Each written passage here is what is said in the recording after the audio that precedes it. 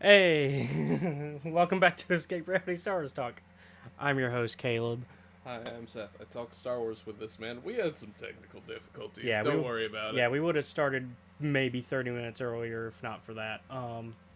But here we are. We're here.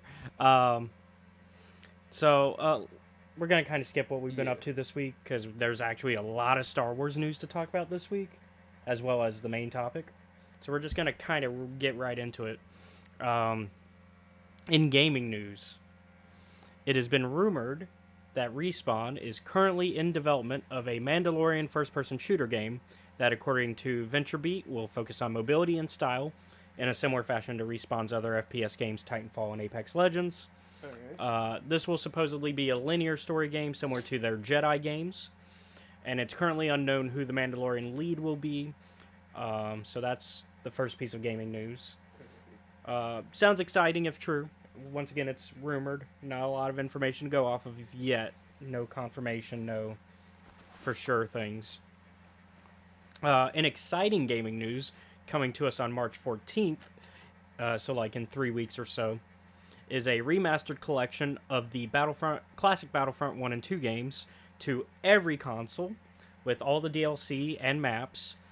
So they're including Asajj Ventress and Kit Fisto as heroes, which was originally console exclusive to the Xbox. We will also be getting Hero Assault on every ground map, so not just Mos Eisley. And we'll be getting 64-player multiplayer on console, which was not a thing. It's a thing on PC, but not on console. So, yeah, there's a lot to look forward to on that. I'm going to try to get you to play with me. Yeah. See how that goes. We'll see how that goes, yeah, because you're not a I am PlayStation Plus guy. notoriously stubborn. Yeah, you're not a PlayStation Plus guy, but come on, it's a fun game. It's Battlefront. Anakin. Sorry, my No. allergies have been acting up. I took medicine for it, but oh boy. It's a day still, yeah. Anakin and Obi-Wan are coming to the 2D platform fighter Brawlhalla on Alright. March 20th. So I guess I'll finally have to check that game out. It is free, so I mean, there's no reason for me to not have tried it yet, other than I'm not really a platform fighter guy. Know a lot of them because basically it's Smash is platform fighting for those that don't know like specific genres. So think Smash, think what was the one Warner Brothers did for a minute that everybody Oh god. I played it for a while. and then it died. and then it died. Anyways, it's that type of game where it's not like Mortal Kombat or Tekken where it's tactical fighting. Yeah. It's more of you're bouncing around trying to knock people off. Tekken is slightly different. Yeah, hey Zach. Yeah, it's Barks. It's where I can get my zero sugar root beer. It's the only one I can get my zero sugar with. I'm usually an A&W guy, but because of the diabetes, I have to do zero sugar when I can. But yeah, so that's a lot of gaming news. That's three things. The Respawn game sounds interesting, if true. Good. I will play this one as well. Yeah, it's single player, so you will actually play that. You'll probably play it on my console though, because it'll probably be next gen exclusive. Probably. And then I'm gonna try to drag you into Battlefront 1 and 2 with me, Zach. I know you're getting in that Battlefront 1 and 2 with us when it comes out. And then I guess I'll have to try Brawlhalla, and kind of, I mean, I'll at least try it for the Anakin and Obi-Wan skins. It's the same reason I got into Fortnite, and now look at me, I'm playing Fortnite at least every. Yeah, I'm already playing Fortnite like every other week after joining for Star Wars content. So, yeah, Brawlhalla is gonna trick me the same way. So yeah, a lot of interesting stuff. I mean, I'm excited. This is great news for Star Wars gaming, I think. I still want Renegade and Elite Squadron though, which I made a TikTok about that. So if y'all don't follow me on TikTok, that's a reason to do that. I talked about those two games, and I even provided some clips to give examples because Elite Squadron does space to ground combat. These were both PSP exclusives, so I would like to see them basically up-resed and brought to console, similar to how Crisis Core got done because they had the Final Fantasy VII Reunion, which is Crisis Core's remake for consoles, and so it's possible you can do it. So that would be cool to see space to ground combat on a console game. And then Renegade Squadron introduced, which was made before Elite Squadron. Yeah, that one's been doing numbers. The initial one, not the ones where I showed the examples, but that initial one where I initially talked about it. It's got numbers. It's got legs, man. It's got like it's up there. It's like 14,000, 15,000 views now. Shit. It's going up there. It's the random ones. I didn't think it would. I thought, okay, it's something topical, so I thought it might get like 200, 300 views, something average for me. But no, it's been. So I don't mind at all. And so I tried to feed into that by making those other 2 Battlefront videos, but they've been. Okay, you never know. You never know how the algorithm's going to treat certain videos. I think it's also because I mentioned YouTube and TikTok doesn't I put it in the text and I have the AI say it, and so the text to speech say it, and I don't think TikTok like that. But sometimes they do numbers anyways. Like sometimes they'll ignore because people always say, well, don't mention other platforms on TikTok. It does. It's very random whether or not that will work or not.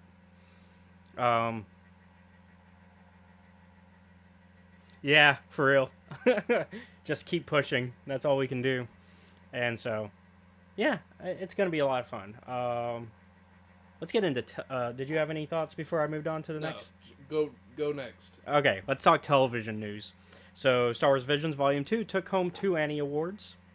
The first was for Best Direction for Paul Young and Cartoon Saloon with their episode of Screecher's Reach.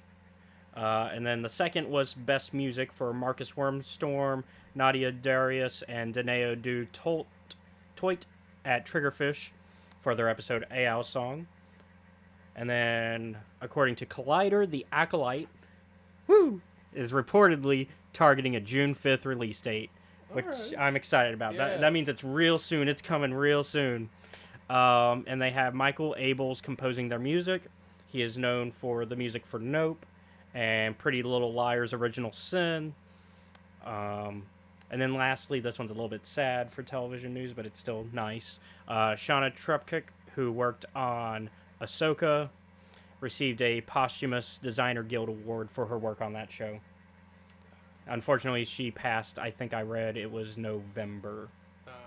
And so, yeah. But it's nice that her work was still appreciated, because I think the design was really nice in Ahsoka. That's one of the really good things you can say about that show. Yeah. And the last topic is book news. Star Wars Insider is releasing a collection of bounty hunter themed articles and short stories on March 5th called The Mandalorian Collection. And it's going to have a bunch of their articles talking about different bounty hunters that they've done over the years, as well as some of their short stories, such as the Wessel Run.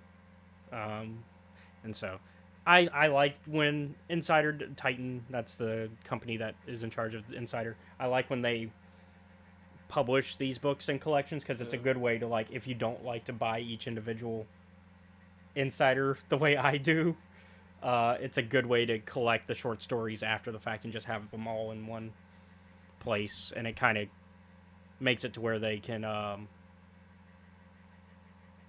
it preserves them. There we go, that's the word I was looking for. It preserves the short stories in a way that, like, just publishing them in a magazine doesn't quite do. Then we also have an announcement for the 11th wave of Essential Legends collection books that are getting republished. For the 11th wave, we're getting the Force Unleashed novelization, X-Wing Book 7, Solo Command, and the Han Solo Adventures, which is kind of similar to the Adventures of Lando Calrissian that we talked about in the previous wave, where it's a trilogy of novels in one book, because they're like junior novel size, but they're like, so it's a good way to get all 3 of those in one book. And they are currently set for a November 5th release date. DK, who publishes all of the visual guides and books like that, the more like informative books for Star Wars, kind of like the Timelines book. They publish the Timelines book and stuff like that. They announced 2 upcoming books.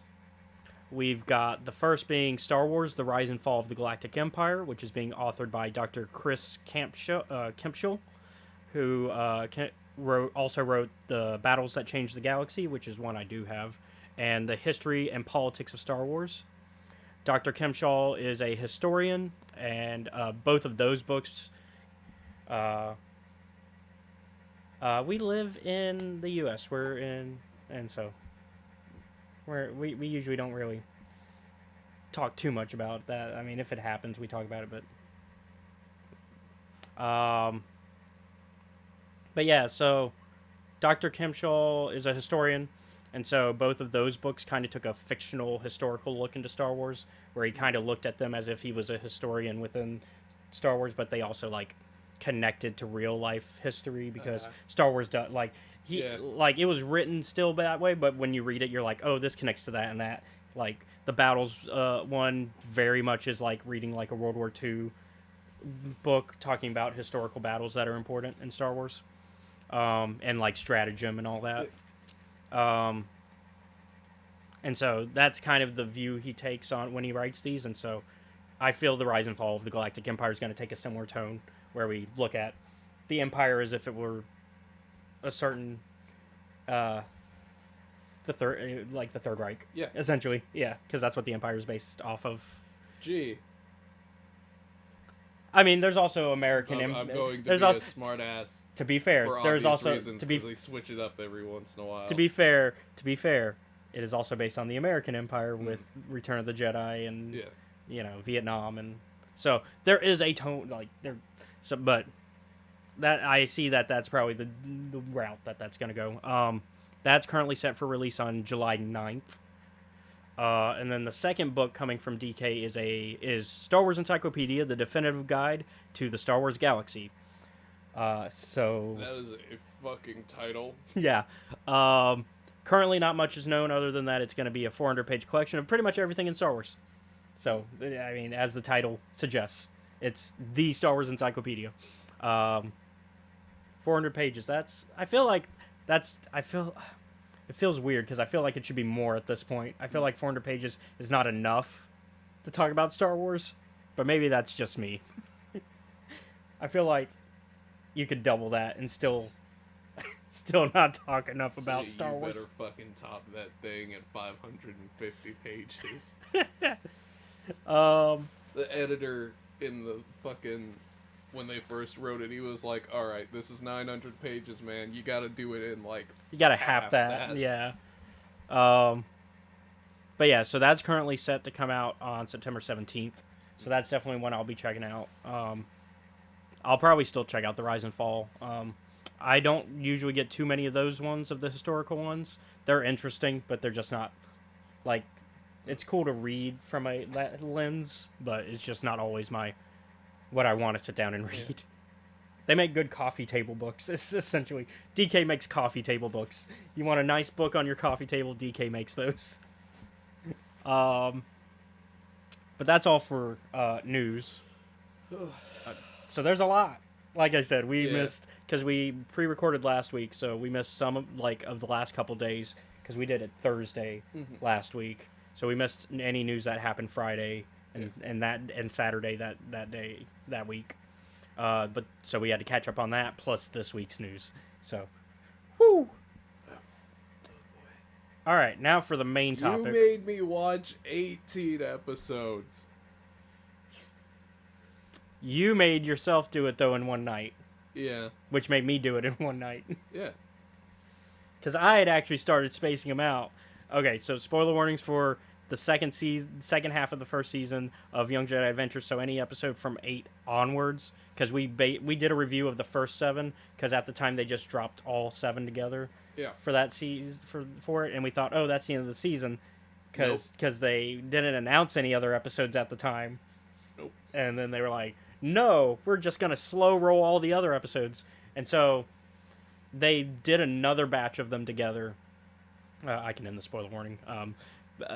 They did another batch of them together, and then I was like, well, there's still more to come, because they had announced more. So I was like, we'll just wait till every episode's out that they've announced. And so we are finally where all of season 1 is out. so we can talk about all of it. I tried to space them out because it was 18 episodes, like you said, and I said, okay, well, we got to have them by at least Friday, and if we're gonna watch all of them, and so I started spacing them out where I was watching like about 3 every day, and so I made it to like episode 21 by Thursday, and then you were like, well, I haven't watched any of them yet, so we're just gonna sit down and watch all of them. I essentially was thinking about it, like, I'd get home from work and I'm like, alright, make dinner. Okay, cool, got that done. I guess I should probably start. Nah, I'm gonna go to bed. And that is essentially what happened until Thursday. Yeah. Where I was like, hey man, I'm off work Thursday. And I'm off work Thursdays. And so I was like, okay, we can do that. And so I asked you what time. You said 1:30. But then I had to catch up on some video recordings and some others, and I had to pick up my medicine. Yeah. And so I was like, hey, I'm going to run late. So I didn't really get there until like 3. So give or take. And then we didn't even start right off the bat because the TV was taking, because there's like one main TV in the living room, and so at the time it was taken, and so we had to wait a little bit, and then we watched a Kid Nation reaction for a little bit. For those of y'all who don't know, there was a TV show on CBS called Kid Nation. This is way off topic.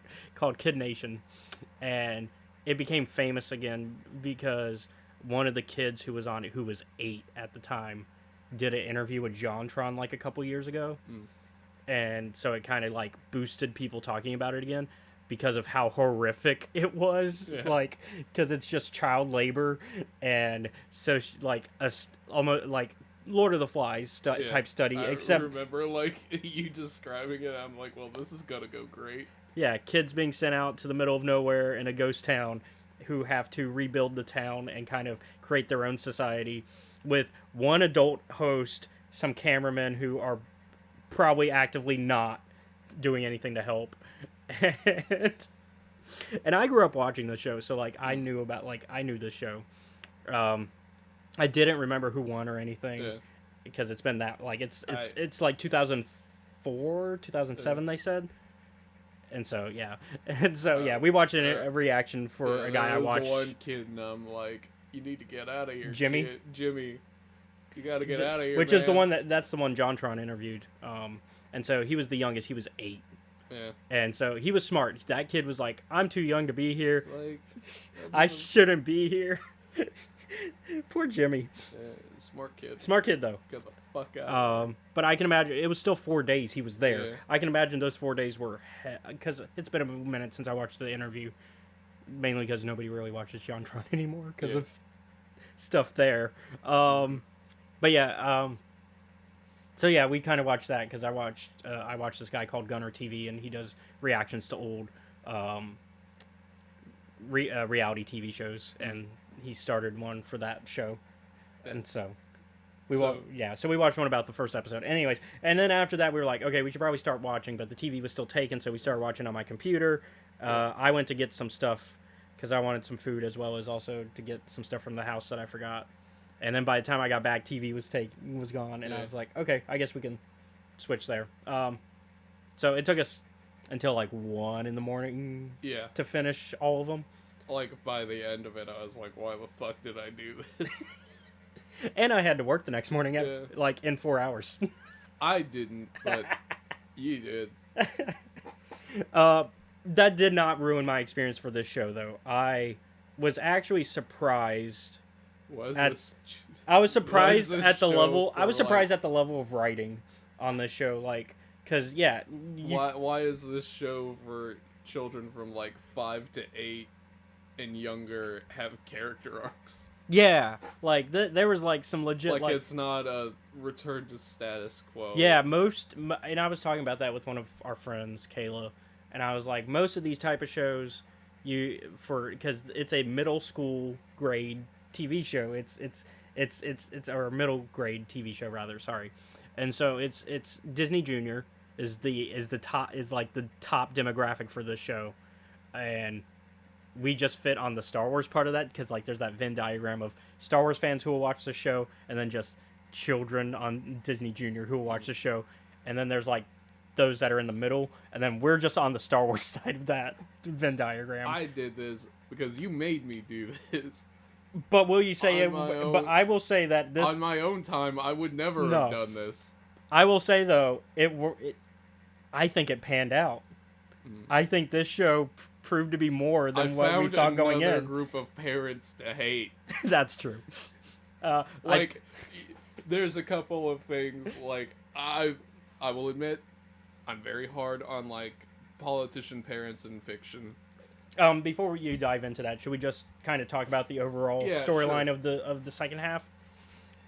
So we talked about, if you want to see our discussion about the first half, we have that episode from last season, and feel free to come back and check this video out afterwards if you want to be caught up. But for this half, basically a lot of it is return of the villains from the first half, a lot of Tabor, which is the main pirate kid, a lot of Raxlow episodes. A lot of Raxlow episodes. Like, there were like 3 or 4. Yeah, I remember during it, I was like, Raxlow, just go to a different fucking place, because this is not working out. Yeah. Raxlow is basically like the evil corporate corporate guy who's always tearing down nature to get his money, and it's always with a laser. It's always a laser. It's always a laser. It's always a laser, which is And- a joke in the third, like in the last one, where his last episode, where they show up and he's like, "All right, shut it down. I know what you guys are gonna say. You want me to shut down my laser, Can't fucking mine here either. and you're gonna give me some dumb reason." And he's voiced by Haley Joel Osment, so I kept joking that it's Sora or it's the kid from I just dropped the name of it. Sixth Sense. I see dead people. Sixth Sense kid. And so I kept Sora joking. from Kingdom Hearts. Yes. Wants to. Wants to destroy the trees. Yeah. He's gonna fight the Lorax. But yeah, and so there's a lot of his episodes, Yeah. and so One of the funniest interactions is me in the kitchen, like, making myself a cup of coffee, and you explaining what's going on in Yeah. that fight. You're like, oh, they're being attacked by gangles, and I'm like, wait, do you mean the gang or the creature? Yeah, so they introduce a gang because the second half introduces them. It's not Yeah. They're not in the first half Not of the in season. first half. So this half of the season introduces a new pirate gang called the Gangles, which are named after a creature on Tanu, where the show takes place for most of it, called the Gangles, which are Yeah. like these big, like, really hard to explain what they are. They're like they're just these big creatures, big furry creatures. Yeah. And so last time we talked about this show, I think this is the big part. We talked about how there were pretty much almost no connections to the High Republic, which is where this show takes place. And we were like, oh, there's not really a lot of connections here. Like, we know it takes place, but we don't really know when. And there's no no connective tissue other than Yoda. And so we were just like, that's about it. Yeah. Boy, howdy. Second half of the season said, let's bring in all the connections. Yeah. So off the bat, like within the third or fourth episode of the second half, they bring Belle and Master Loden and Ember, Yeah. and so we start to manage to be able to piece where it takes place, because we're like, okay, well, Loden is alive, Loden's training Belle still. Okay, this has to be before Light of the Jedi, so before the first books. And then we start they start introducing more and more things. Like, so the Belle, I thought the Ember, I kind of like the first episode because Kai, one of our main trio, Kai Brightstar, he's getting some character growth, man. Yeah. He is going through it this half. Yeah. Because basically, his whole goal is, I want to be the perfect Jedi. Yeah. And it's like, that's not a realistic goal. Yep. Like, you can try your best, but you're not going to be perfect. And so, one of our first hints... That is a consistent lesson for Kai. Yeah, one of our first times dealing with that lesson is the Belle episode, where Bell and Kai are playing fetch with Ember, Yeah. and what they do is they use the Force to toss the stick, Yeah. and so Bell's like, "Hey Kai, you want to have a chance to go at it?" You wanna Because they're try trying to practice Kai's Force push, Mhm. right? And so Kai is like, "Yeah, hell, yeah." He launches the He- motherfucker. Boom! Into the trees, gone. And Bell's like, "Oh, that was pretty good.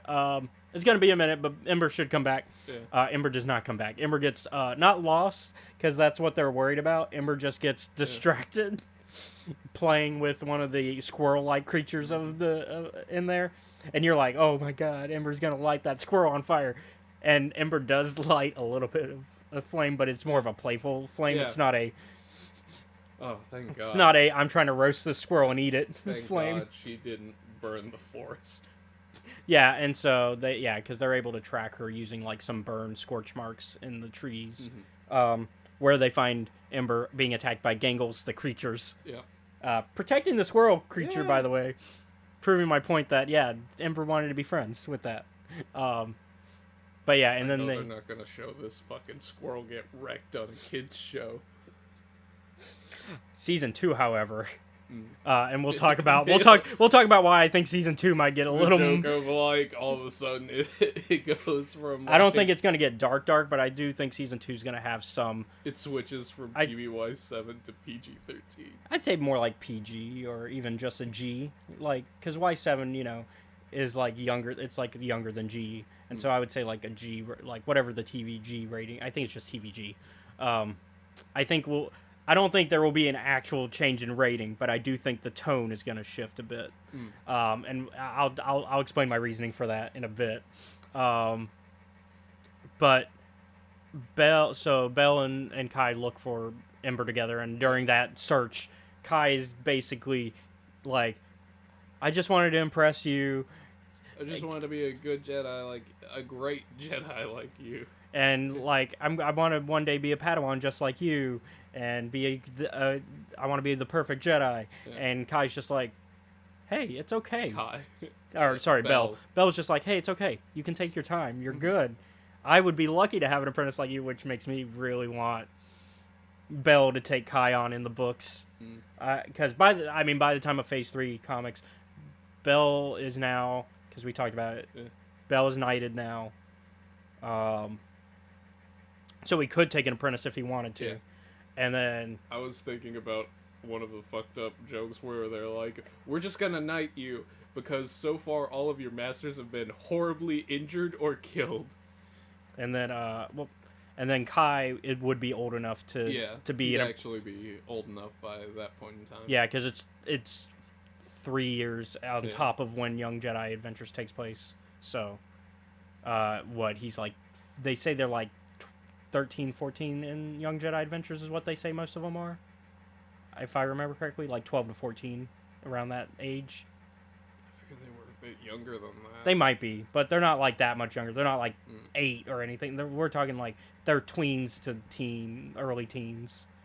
So, let me double check my information there. Yeah, I'm pretty sure they're older than they. I think the character design throws it off.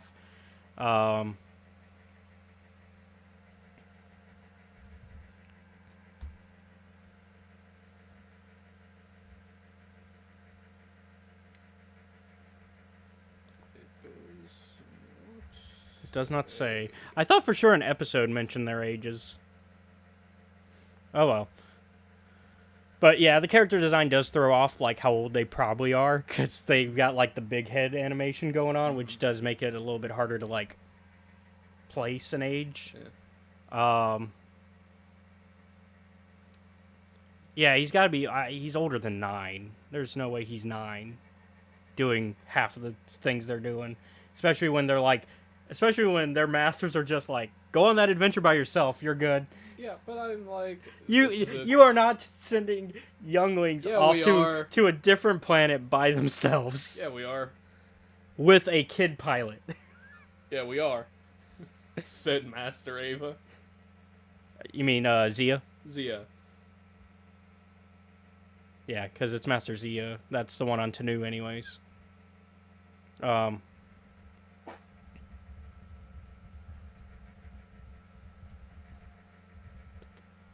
Somebody's got to have that answer. Like, it's somewhere. Anyways, that's not the point. So, like, they'd be old enough. I'd imagine he'd at least be 16, like, or maybe even 15. Well, no, not 16. He'd be like 14, maybe, at most. So, you really you can't tell ages, Seth, I think. I think this is aimed at children. Very young children. Yes, mind you. but the characters do not have to be that young. You're saying that these are all 7-year-olds. Yes. Then he wouldn't ever be old enough to be an apprentice by the time of... I don't know if anything says you can't be apprenticed at age 10. It's unlikely. It's unlikely, but not unheard of. Like, Anakin was, like, an exception to that, mainly because he got, like, speed ran through that. Because he didn't even start as a youngling, because they picked him up at 9. And he had the talent to kind of just skip some of that. Like, so, like, I would say there's no way that they're not older. They're not 7. They are not 7. Now, of course, if somebody from Disney or Star Wars wants to correct me on that, Nubs is 7, whereas like Nubs is probably the youngest of the group. I will give you that. Nubs, I think, is 7. I think could Kai see, is older. like, I think he's Kai the oldest. Being, like 9, maybe 10. That'd be still close to my guess then. That's closer Of than 7. 16? Well, no, because I rethought that. I did the math because I forgot that. Like, I was originally saying he would be like 11 or 12. So that's still closer than what you were saying. But that's way closer than what you were saying. That would make him a tween or teenager by most standards. this fucking 10-year-old. God. But anyways, my main point. He would be old enough for apprenticeship by the time of... Because, you know, so much time has passed. Anyways, we to continue Kai's story, though.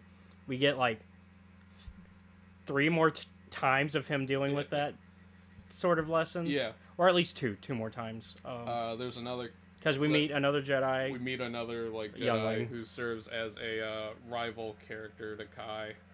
But within that episode, they quickly become, like, friends. But What, you mean you can't be friends with your rivals? you can, but, like, it's more of a friend. Like, it's, like, originally Jovi is, like, a more, like, rival. And by the end, it's a friendly rival. If that makes sense. Like, so yeah. And yeah, that's what I figured. The joke, I remember during it, I was, discussing... But yeah, so they have like a little rivalry within that episode, and I was like, oh, I know what happened here. Kai's never lost a sparring match before. Yeah, because they have a little sparring match, because Zia separates everybody into groups, and originally Kai was going to stick in his comfort zone with Nubs or Liz. Yeah. And Zia was like, how about you get out of that comfort zone? We put you on someone of an equal skill level. Yeah. Because, like, while it's cool that you have friends, you need to have a challenge, otherwise training is useless. And everyone else... Everybody else is just doing the standard, like, 1, 2, 3, like, when you're doing your, like, your specific rhythm of the, like... Yeah, your sets. Yeah, your sets. But then they start pulling some, like, high advanced maneuvers. Like, this is some Anakin Skywalker... I'm showing off moves. Yeah. Like I've hacked the training bot to Anakin Skywalker moves. And so it ends with Kai losing. It was close though. Yeah. And everybody look. That's how we knew that Kai never lost before, because we saw all of them stop and look and like in shock that Kai lost, and I was like, oh, okay. So this is Kai was the the ace of the class. Yeah.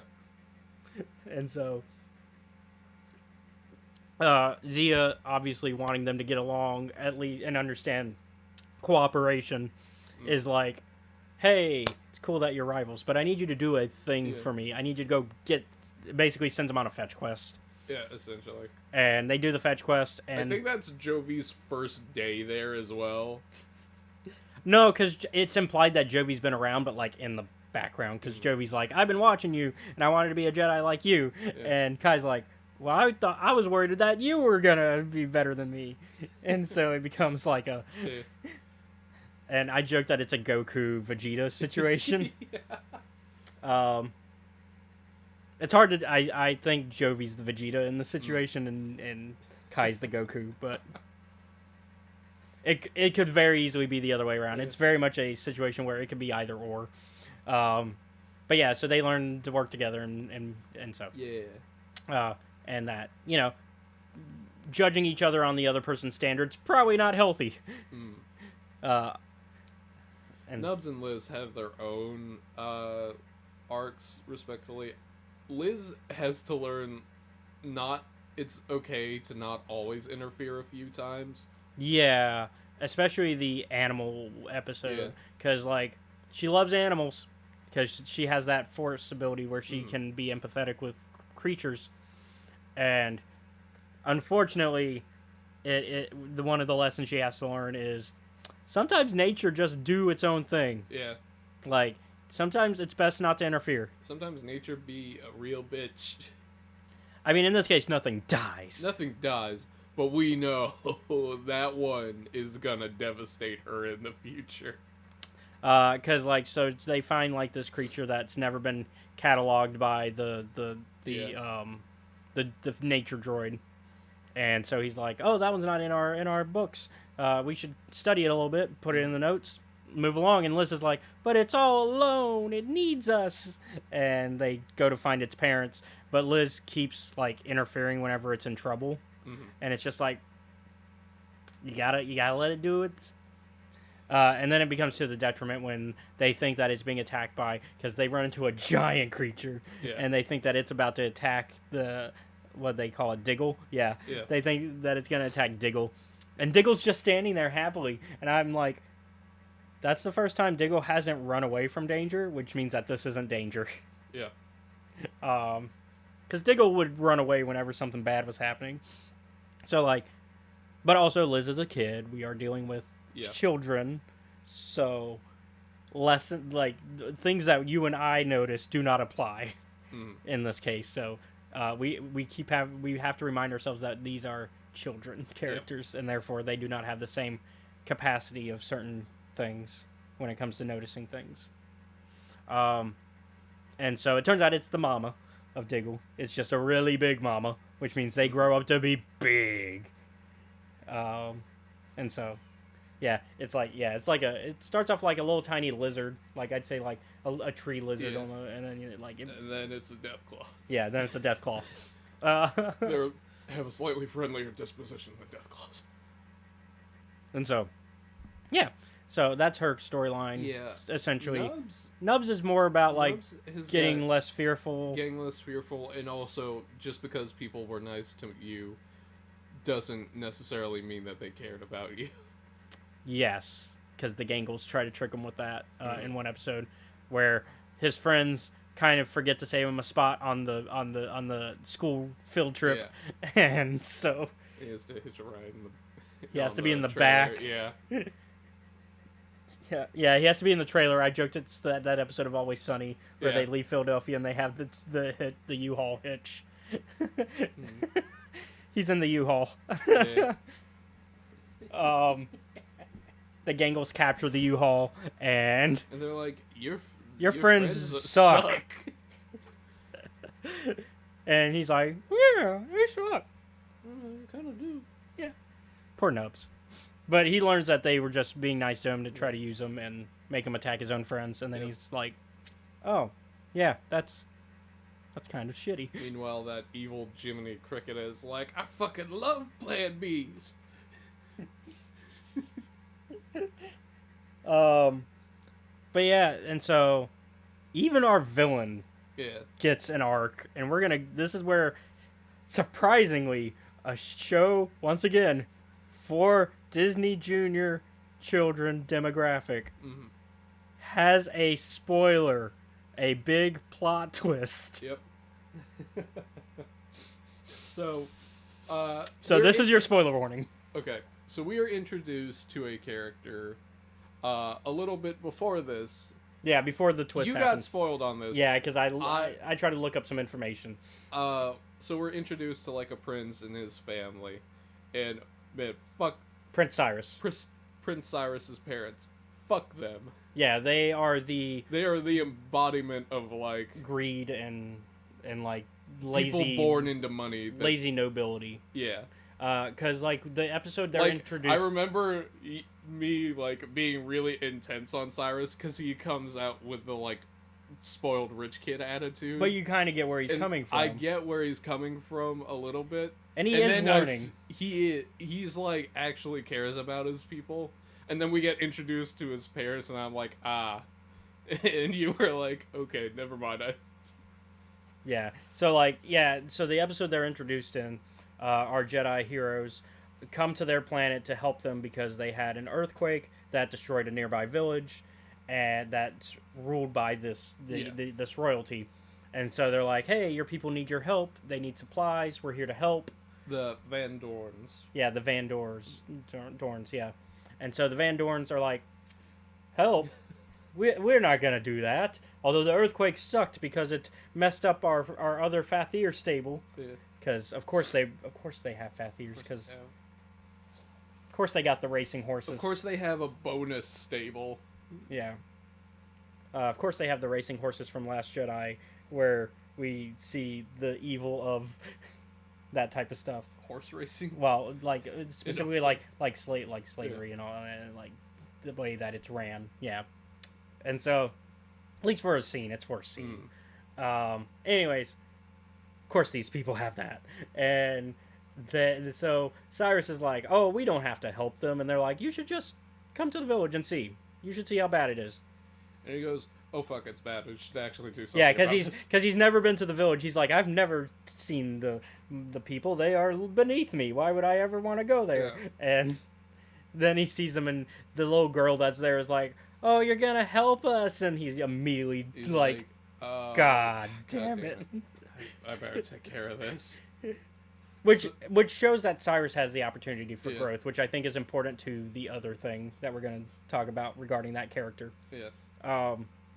So Cyrus in this episode immediately is like, all right. He goes hard the other way. Yeah. He's like, I'm gonna get the supplies from the Fathir stable that my parents are trying to build, and we'll use those supplies to help these people. Yeah. And the others are like, are you sure that's a good idea? And he goes, I'm the prince. I do what I want.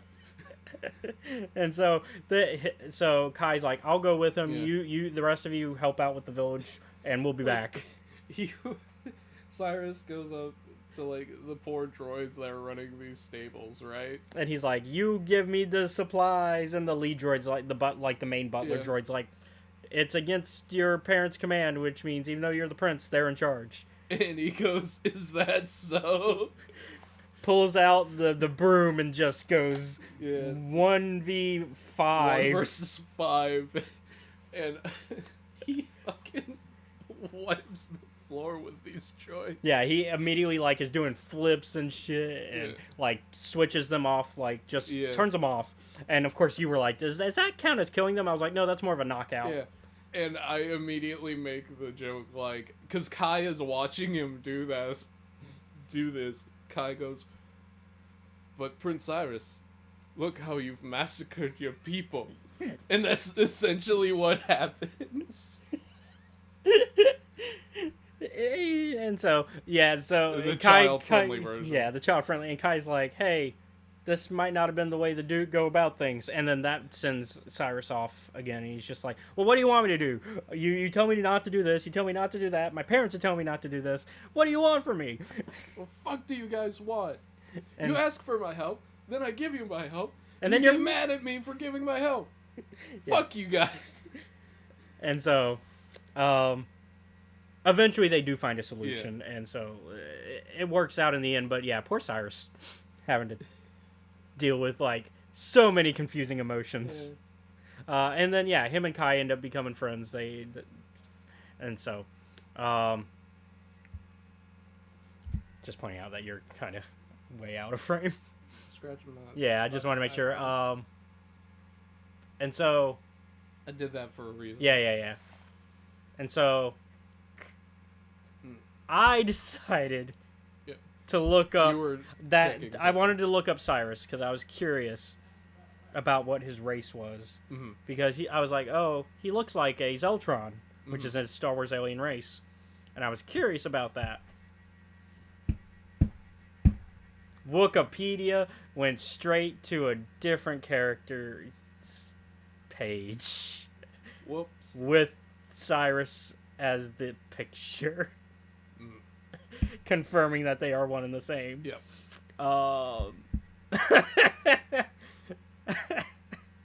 And no, he's not a Zeltron, actually. He's just a humanoid who's pink. Mm-hmm. Okay. I guess Liz is just a humanoid that's blue too, then, by that logic. And so, yeah, I told you that I found that, but I didn't say what it was. I was like, yeah, I spoiled myself for the season finale. Because I even saw what episode the reveal happens in, and I was just like, okay. And so let's jump ahead and talk about that. Yeah, might as well. Cyrus is our pirate. Tabor, yeah, I was going to let you do it. Yeah, he's Tabor. Cyrus is Tabor. Yep. And boy, oh boy. Which Tabor is also going through it, like, separately from Cyrus, like, his persona as Cyrus. Because Tabor has, like, 3 episodes up till the finale, where basically each of those is, like, him and the Jedi having to work together in some way. Like, they start off antagonistic, have to work together, and then they kind of become antagonistic again. Yeah. So, like, in the first one is the train heist, where Kai and Tabor get separated from the rest of them because they cut the end of the train loose. And then they have to work together to catch back up to the rest and get everybody back together. And you kind of get the hints that Tabor's like, oh, we could probably be friends, but we're not gonna. And then the next one is Tabor getting kidnapped by the Gangles. Yep. And so EB and Pord have to get help from the Jedi to get Tabor back. And then what was I remember joking at the time for that episode. I'm like, no, Tabor, you're not gonna win this one, but I respect that you tried. Yeah. Like, those are 3 grown adults. And Tabor was like, I'll fucking kick your ass. And then the last one is them fighting another pirate crew. Because there was another one where they fight a pirate crew. Yeah. Because they took the thing that Tabor and them were going to steal that the Jedi were protecting. Yeah. And so it becomes them working together to basically prove that we may be kids, but we can still do some cool stuff. Yeah. And so, yeah, they beat that group, and Tabor ends it with, here, take the thing that I was going to steal. I already proved my point to those other pirates by kicking their ass. Yeah. They know my name. They know my name. And so, yeah, so before we get to the episode where he gets revealed to be Cyrus, episode we should talk about, which helps set up the timeline of Young Jedi Adventures with the rest of the High Republic, is the episode where Kai wants to go to Starlight Beacon. Yeah. So they help with a distress call that was made by the pirates that were from the jelly fruit episode, the ones that were nice to them, because they decide that, hey, we don't want to be pirates anymore. We want to be fruit delivery truck drivers, essentially. Yeah. And I'm convinced that the purple berries cause an alignment shift. Oh, the jelly fruit? Yeah. And so you eat one and you either switch to lawful good because you want it, or at least lawful neutral. And so, yeah, because I would say it's more lawful neutral with those pirates. They're like, we're nice, but we're not. Yeah. And so, because they're rushing so hard, Kai messes up a bit until they slow down and come up with a plan together. And then they go to Starlight Beacon, where our boy is still alive. Were you just blanking on it? I was going to let you. Stalamaru. Yeah, Stalamaru. Yeah, he's there. He's alive still. You know who's not? Fucking Loden. Loden's alive. By this point, though, well, he's not captured yet, if we're doing a timeline. Because the dedication hasn't happened. Oh, yeah. Because this is before the dedication, so they get to be there a little early and get to look at stuff while it's still finishing up. Yeah, because it would be... Because the dedication's the finale. Yeah. So, which is when the book ends as well. I would say this is closer to when the short stories are still happening before, like the ones that are before the book. So the ones where we first meet our favorite married couple, the Pix, Adrian, yeah, Pika and Adrian and Joss Adrians.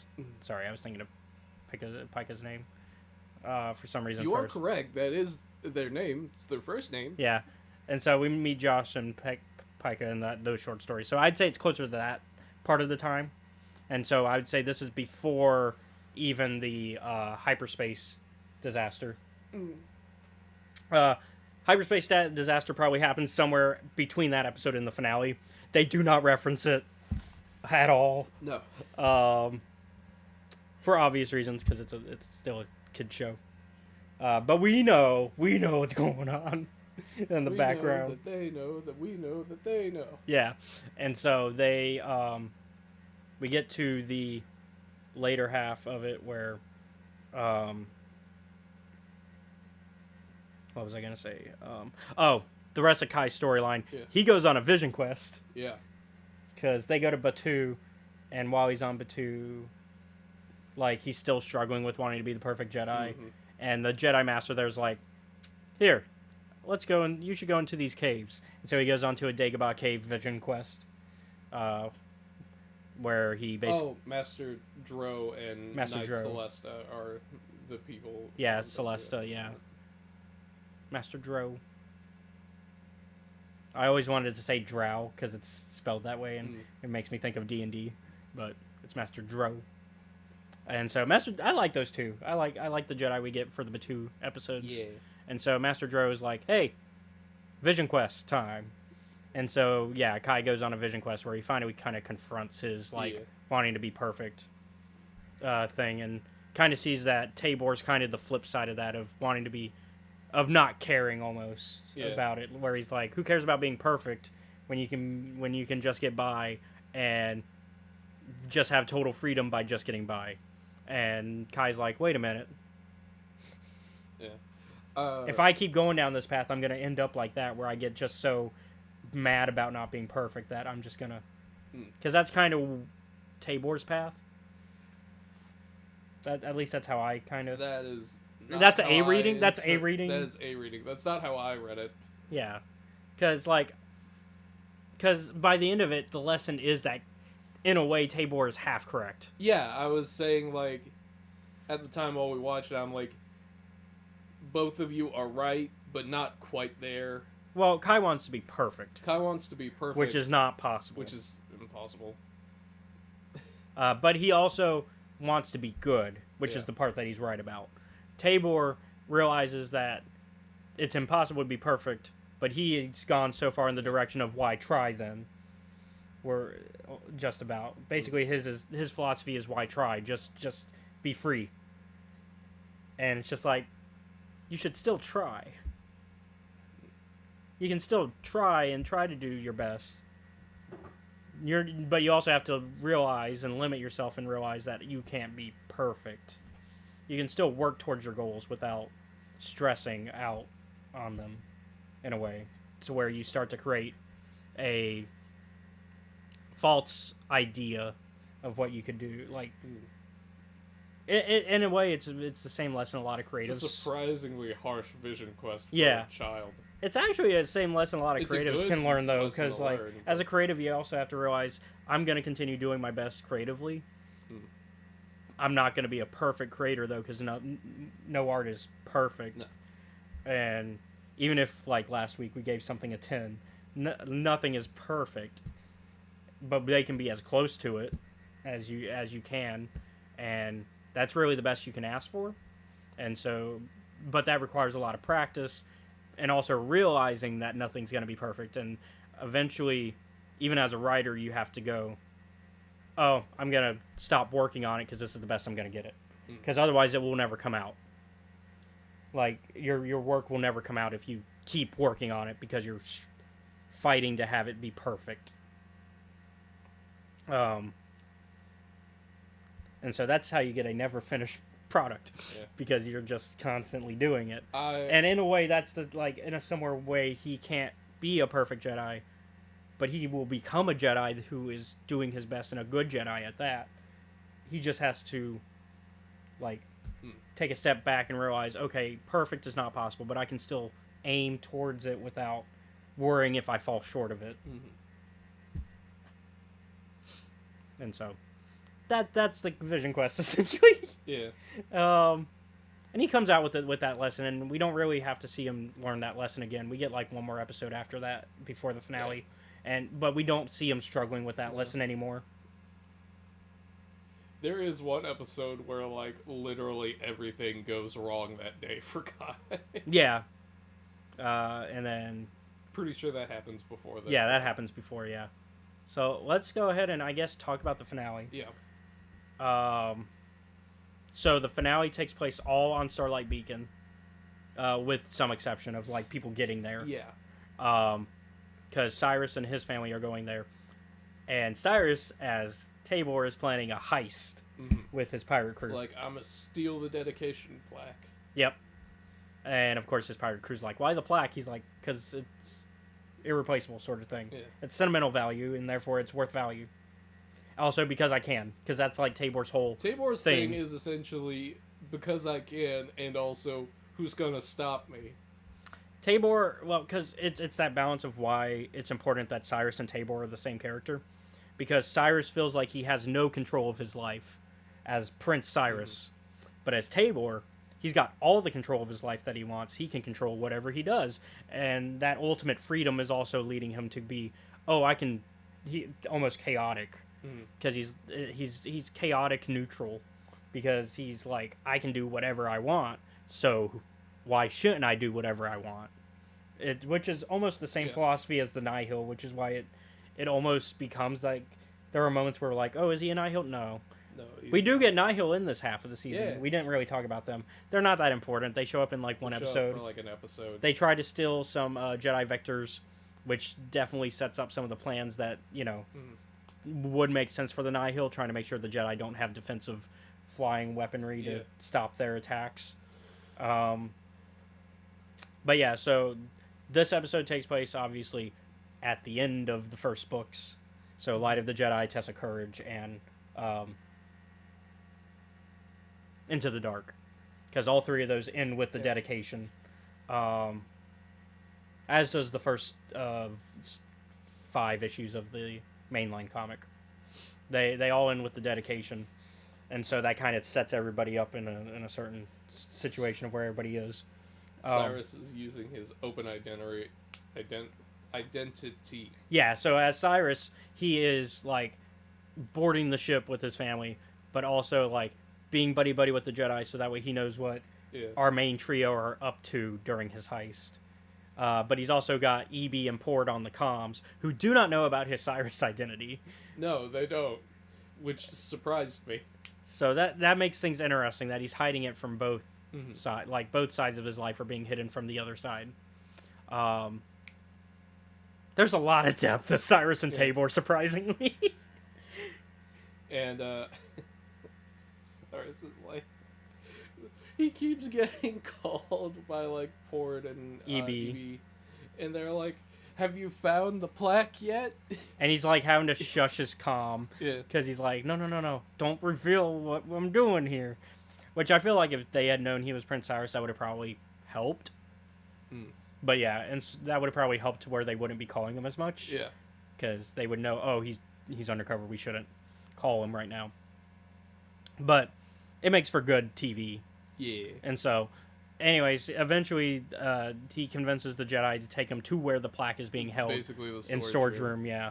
And so he switches costume. Yeah, he does a costume switch. Well, first he has to create a distraction for them to no longer be looking at Cyrus, because he finds the plaque along with Kai, and then he's like, okay, it's distraction time. I need the Jedi to not be around me, and so he has EB and Pord pretend to like They do donuts. yeah, they have outside, donuts outside the basically. outside the like- hangar, and so yeah, Nash calls the rest of them and is like, hey, why Tabor's here. Ship is doing like backflips. and so they all go to investigate, and they're like, will you be good, Cyrus? And he's like, yeah. Yeah, I got this. And so they leave, and he does a costume change as Tabor. And he's like, and this is mine now. Yep. And that leads to a little bit of conflict where they're chasing him and they have a fight, and They're like, They're "What like, the fuck "Where's did you- Cyrus?" Where is Cyrus? like, which throws Tabor off. Well, Cyrus Tabor off. It throws him Yeah. off because he's like, why do you care about that guy and not the plaque? And they're like, because he's our friend. Because he's our friend.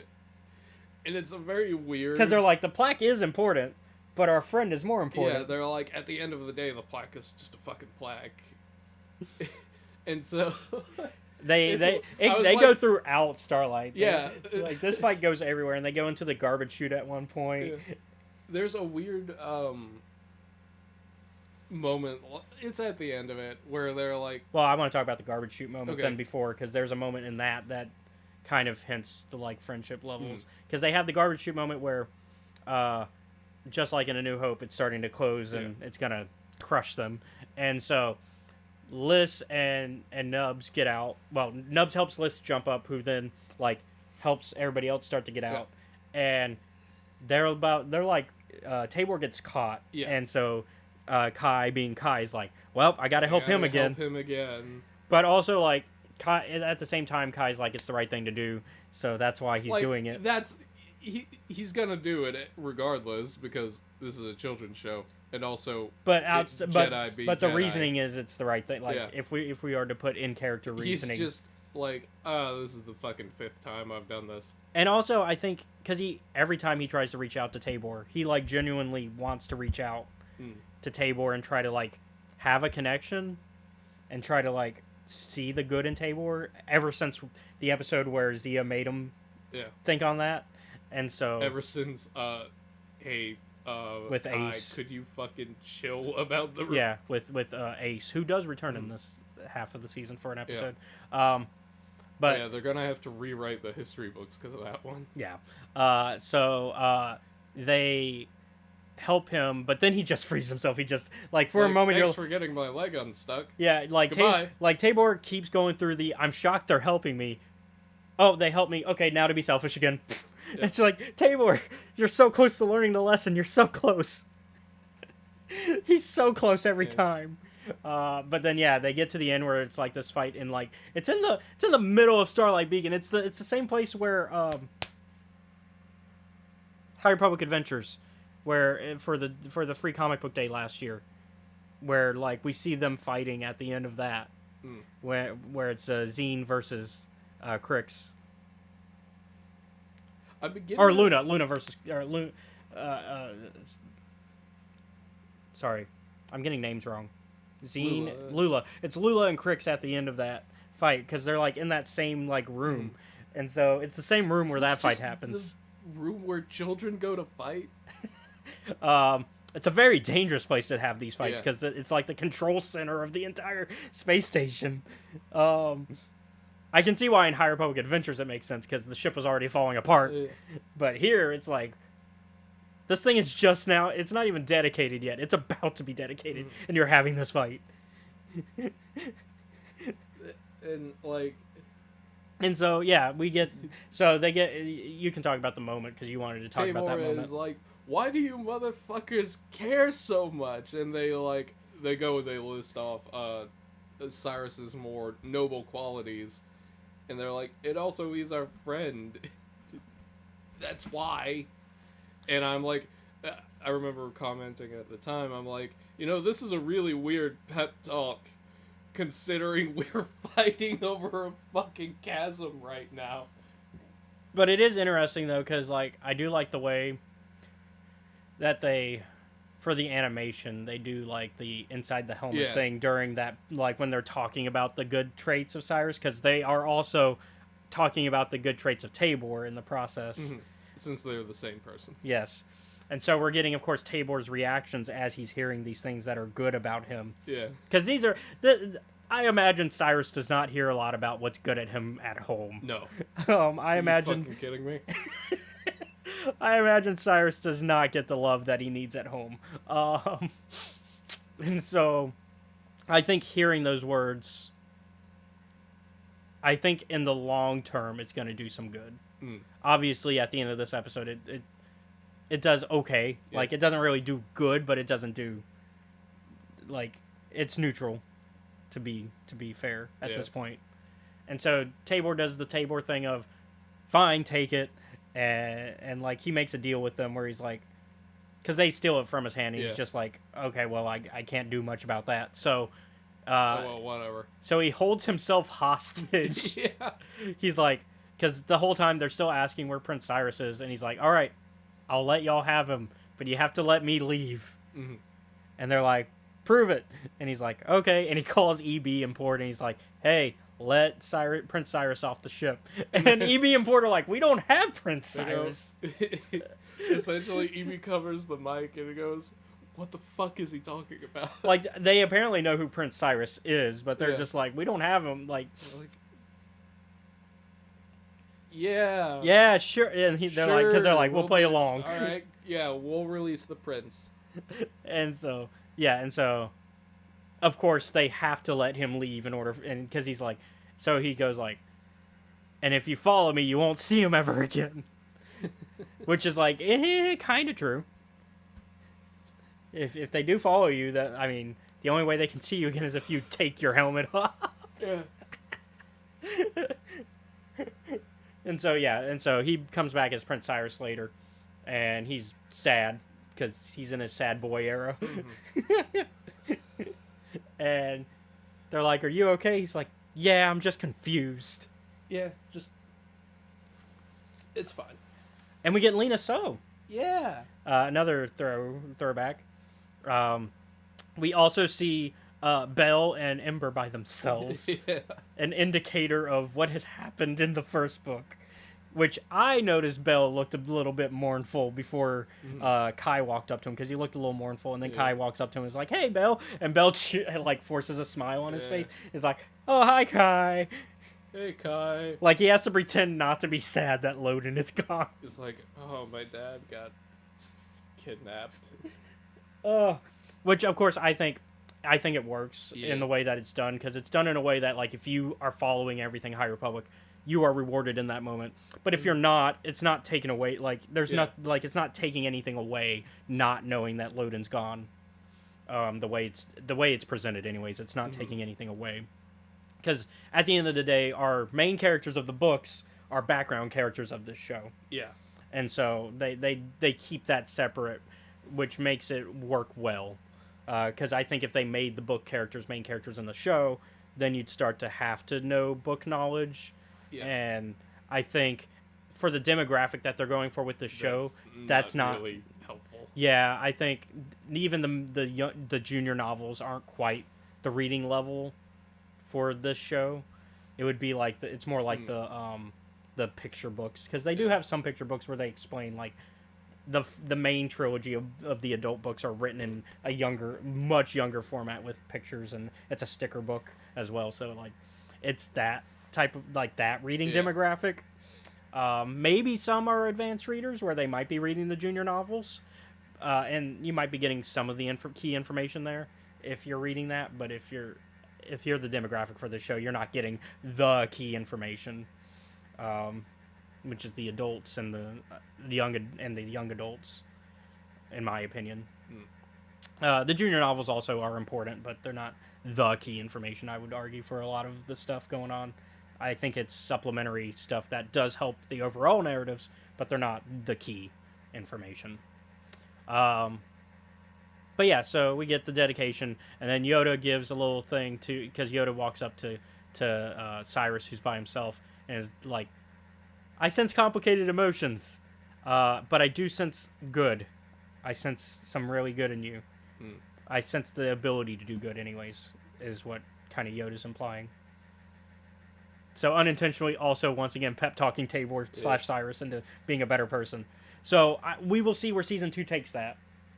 Because that's the end of the first season. Mhm. I was talking about how I think that the tone's going to shift. Because I think every season's going to have to advance a year within the timeline. By season 3, things are going to go down. Because season 3 is Fallen Star by that point. Even season 2, if they decide to talk about the Republic Fair, I don't know if they'll. I don't think they'll be on Valo when the stuff goes down, but I do think they'll talk about the fair, because because I think it's going to be similar to how they treated Starlight Beacon, where they talk about the importance of Starlight Beacon in the first season, and we get some moments where we're on Starlight Beacon. So I imagine we're going to get moments where they're on Valo during the preparation part of the Republic Fair, but I don't think we're going to see the fair itself, because stuff goes down. And I don't think season 2 is ready for that level of commitment to what's going on in the High Republic. But I think season 3, we might see a total tone shift. Because I think the show is going to grow with its audience, as good shows do. Because we're already seeing that this show is not afraid to go into stuff that, like, I was surprised a Disney Junior show would. Like, I'm surprised to see as much character growth in Tabor. I'm surprised to see a plot twist of that level of Cyrus Tabor thing. And a continuous storyline, and not like because most of these shows are very much, you go back to the norm at the end of each episode. Like, you go back to status quo. But this show isn't like that. This show... Now, should you go watch this? It depends. We watched it because it made sense for our show. It's what we do. We talk about everything canon in Star Wars. But should you actively do it? It depends on your commitment level to the High Republic. If you're a hardcore fan, I could see you checking it out and having a good time. If you're just a casual fan who likes the books, but just the main books and not really any other supplementary material, probably not for you. If you're just a casual Star Wars fan and you like the movies and the shows, probably not gonna be your type of show, realistically, because unless you're watching it with, say, your kid, say you have kids, I would show this, like, if I had kids, this would be probably an entry point, I think, for Star Wars. For that, like, I think that would be a good way to introduce Star Wars to your kid, I think. While the movies themselves are fine as a starting point, I think this is also a really good starting point, because you can, they deliver. I think they give good messages and they deliver concepts in a way that work for that demographic. Yeah, I'm sorry. It's just me making the. All right, son. You know where we're gonna start? We're gonna start on episode 3, right at the end. I mean, but I think for the most part, if you watch the movies in a certain order, that they do, like, if you start with 1 or you start with 4 or you start with 7, those are fine starting points for a kid. Yeah. Obviously, you wouldn't start at the end of a trilogy. And then I would say, like, this show serves also as a fine starting point. Clone Wars or Bad Batch are probably also okay starting points, although Bad Batch is a little bit darker in tone, and Clone Wars gets darker, but it starts off pretty light. Resistance is a decent start too. Resistance is pretty light. We haven't gone over that for the show yet. It's gonna be a long time before we get there, but anyways, that's my thoughts on this show. Your thoughts? It's pretty good for what it is. Yeah, I'd give it a strong 7.5. Yeah, I'm about on that same. Like. But then again, we are not the demographic. We're not the intended demographic. But I think even for what it is, like, as somebody not for that demographic, I enjoyed it. It's more than what I thought it would be. Like, when you hear, like, Disney Junior or these type of kid shows, you think Dora, or, like, where they're going to be talking to you. And that's not really what this show is. It's a narrative show. It's still a narrative delivered show that kind of, like, teaches life lessons, but does it in a way that's interesting. And so, that's it for Young Jedi Adventures until Season 2 happens. Hopefully they'll actually release season 2 in a not weird way. Yeah. Well, it's weird how they were like 7 for the first one and 18. Yeah. And also, like, the way they staggered them was weird. Because they would do it in a batch, then they did a batch, and then they started doing weekly for the last batch, and it's like... Okay. But thank you all for watching today's episode of Escape Reality Star Wars Talk. I've been your host, Caleb. Be sure to like, comment, follow, subscribe to us. You can find us at Escape Reality Films on YouTube, Twitch, Kick, and TikTok. You can also show your support for us by joining our Patreon, which is at Escape Reality Films. Shout out to Jennifer Brantley. Yo. There you can watch our YouTube content before it's publicly available. So if you want to watch sessions of our Dungeons & Dragons games, including Acquisitions Incorporated or the Grim Hollow Boom Boys campaign, before anyone else, that's how you can do it for $5 a month. In fact, we just filmed another Grim Hollow Boom Boys episode last night. I already have it edited. I just have to post it on the Patreon. You can also find me on Twitter at EscapeReality94 and Facebook, Instagram, and Threads at Caleb.Lockwood. Speaking of the D&D games, you can also check out our Discord, which is linked down below if you're watching on YouTube. If you are watching on Twitch, there should be a link on the main page. And that's just a way to be a part of our community. You can listen to our D&D games when we play them that way, so you're even ahead of the Patreon members that way, and you get like the exclusive behind-the-scenes look, because we'll just chit-chat and talk about stuff that I edit out of the episodes just because they're not relevant to the game. And so that's a fun way to be part of the community. And then speaking of D&D, Seth. Hi. You can catch me and some friends of ours over at Trials of Naboo on YouTube at the Steam Dungeon every Sunday from 5 to 7 Central Standard Time. Is it sad that I remember your own spiel more than you? No, it's because I was gonna add I was going to swear and I stopped myself. Okay. Things are going pretty well. Things are going good. Do you want to kind of just leave it there and let them... You can watch and find out how things are going. Yeah, that's what I was saying. You want to kind of leave it there, leave it mysterious? Yeah. Because all the VODs Because I've explained what's going on other places. And you know what? And honestly, if you want to know what's going on, all the VODs are on their YouTube at the Steam Dungeon. Just go to the Steam Dungeon and catch up. We're on, like, episode 20, 21 now. Yeah, so that's not too bad of a catch-up. What, is it about 4 hours a session, give or take? It's about 2 to, like, 3.5. Okay, so even shorter. So, yeah, that's not a crazy catch-up rate, then. We do have, like, 1 or 2 episodes that are 4 hours, but that's because sometimes combat drags on. Yeah, so that's actually not a crazy catch-up for a D&D live play. So yeah, once again, thank you all for watching. Join us next week as we talk about the book Queen's Shadow. Woo! Which I got a physical copy. I'm trying this season so hard to make sure I have physical copies whenever we get ready to talk about them. So, because for those of you who don't know, I'm a little book gremlin. Well, I'll still send you a digital copy, but yeah, it's nice to have the physical to show when we're reviewing them. So, you can hold on. I got my audiobook for next week to listen to. So, you're an audiobook listener. No. So yeah, thank you all for watching. I have spoken. Y'all be safe out there.